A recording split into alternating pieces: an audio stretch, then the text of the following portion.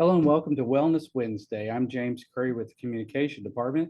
I'm talking to Dr. Kevin Michaels. He's the health officer here at Mobile County. How are you? I'm doing fine. Thank you, James. All right, so for a while here on Wellness Wednesday, we've been talking about our vector control program. And it starts ramping up around this time of year because there's an influx of rain and mosquitoes and everything else. So let's go back to square one. Can you tell everyone, Dr. Michaels, what a vector is? Well, a vector is something that causes disease in us as a human being, as a person. So we can look at vector as being a food item that may have some bacteria growing in. Typically, people hear or recall, potato salad kept at the wrong temperature starts growing bacteria and people get sick. Well, the vector would be the potato salad. It brings disease in.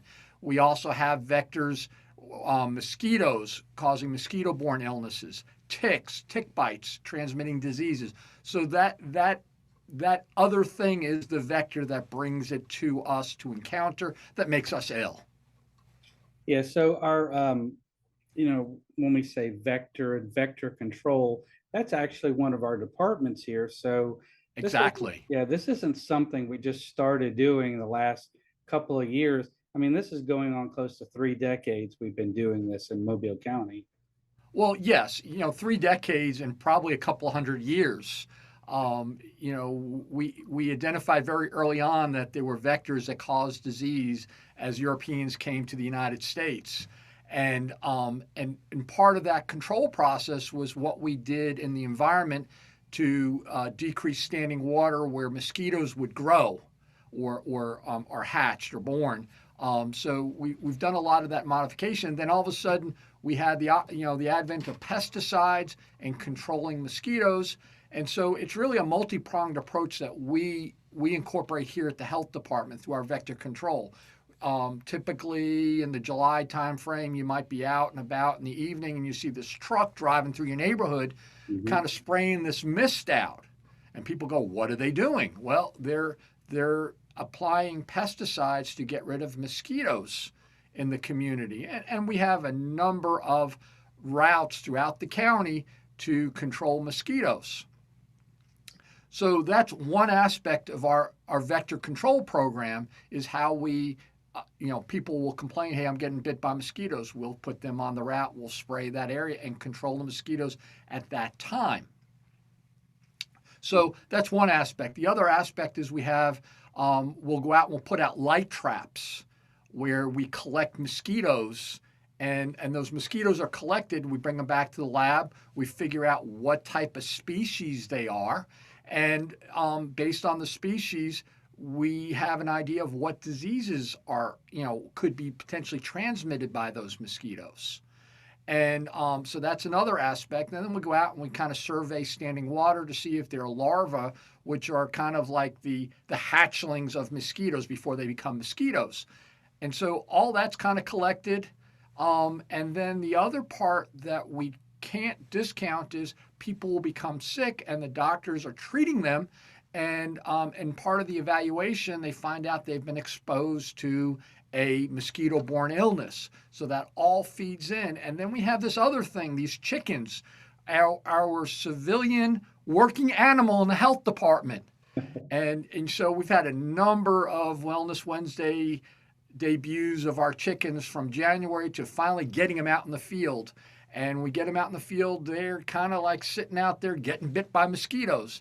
And we go out there, we draw blood from them, we send the blood off for testing, and it tells us whether they have been infected with a virus that's transmitted by mosquitoes. And so, what viruses are transmitted by mosquitoes? We have yellow fever, typically yellow fever, Eastern equine encephalitis, St. Louis encephalitis, um, dengue, malaria. So all these can potentially be transmitted by mosquitoes based on the species of mosquitoes we have in the community. And what's going on now in the southern part of the United States, typically in Florida and Texas, they have reports of malaria being transmitted locally because they have the species of Anopheles mosquitoes. Fortunately, the Mobile County, we have not identified any Anopheles mosquitoes in our when we go out and collect them. So we're good from that standpoint, but we're monitoring, and if we come across a mosquito with a disease or the chickens come up with a disease, we go out and we spray that area and we try to kill all the mosquitoes. All right. And when we catch these mosquitoes, there's no catch and release. They're going off to the lab to be tested to see if they're carrying any other viruses. Yeah. Now you spoke about the spray trucks just a moment ago. Just to give everyone an idea of, how we do that. It's 31 days in the month of July, and I'm looking at my cheat sheet here for July. Right.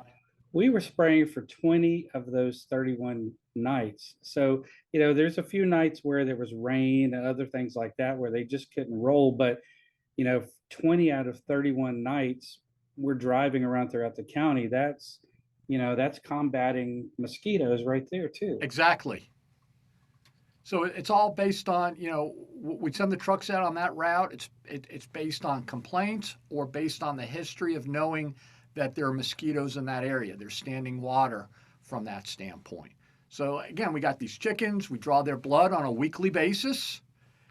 And, we send it off to a lab. The lab comes back and says, hey, the chicken is clean, or the chicken has, a disease, has a disease. Now, the disease they have is not going to kill the chicken. We'll take that chicken out of that Sentinel coop, bring them back and put them in a holding area, and we'll put a couple of fresh chickens that we have in reserve in that place. So they're all handled humanely. So there may be a video showing how we draw blood from them, and that's great, and we send it off. The mosquitoes that we capture, they unfortunately are killed, but we take the mosquito body, we send it through a PCR amplification to find out whether they're carrying any viruses, and that helps us dictate where we spray from that standpoint. And we had one mosquito pool come up with Eastern Equine Encephalitis, and that caused us to refocus or focus our spraying trucks in that community to eradicate the mosquitoes, to drive it down. And so at this point, we've had no further reports. So that's a good thing. We're out there doing these things for the community. Yeah. And it's important to note too that, the coops, they are geographically located in certain different parts of the county. Exactly. So that's how we're able to know where, in this particular zip code that we can go back and double our efforts there or whatever. We've got a very good random sampling by spacing them out the way that we do. So, it's a very good process, and not everybody in the country does this, right?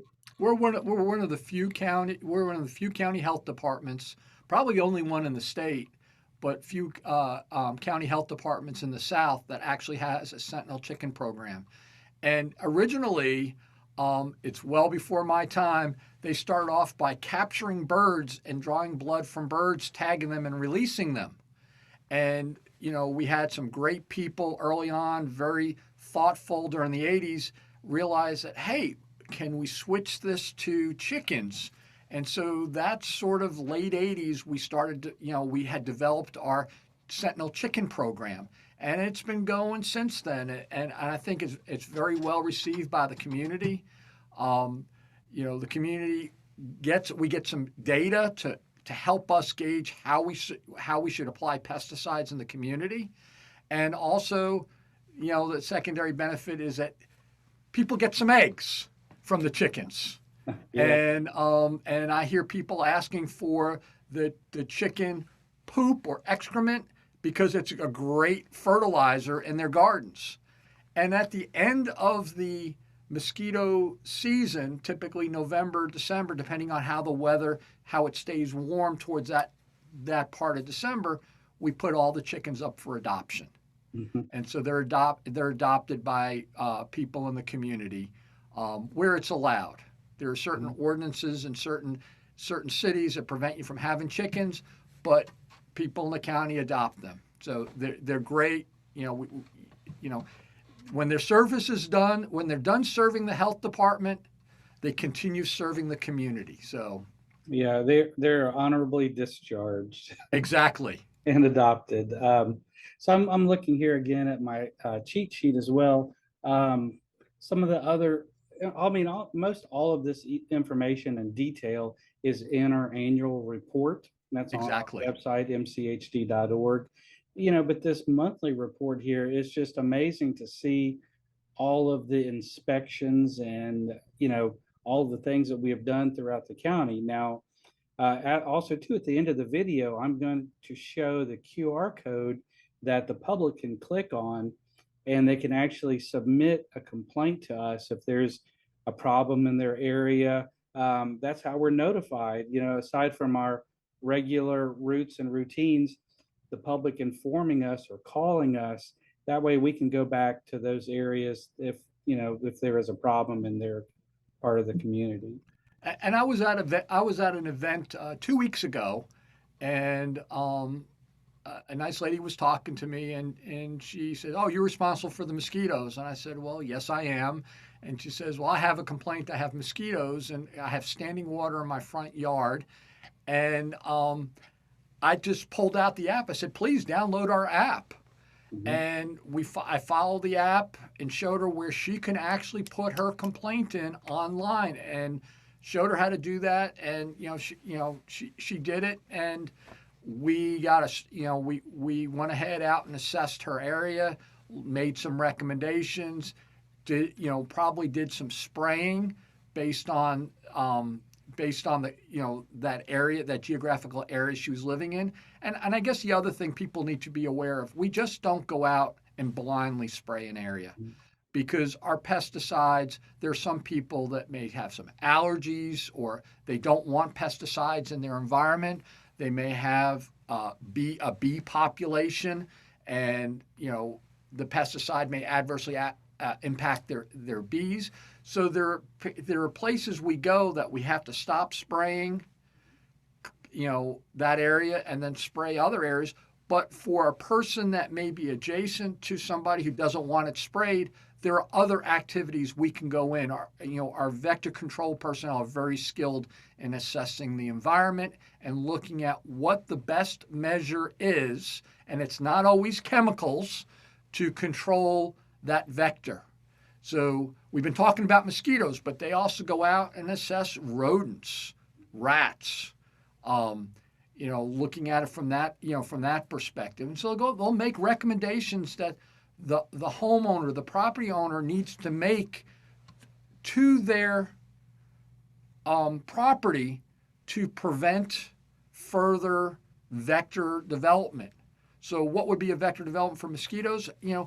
Having trash in the yard where it allows for standing water, Mhm. tires, buckets. It's even said that a small cap, a bottle cap, is enough water to allow mosquitoes to lay their eggs, develop larvae, and generate further mosquitoes. So getting rid of that trash, great for the Alabama coastal cleanup coming in September. It's a great opportunity to minimize the vectors in the community that the average person will complain, "I'm getting bit by mosquitoes."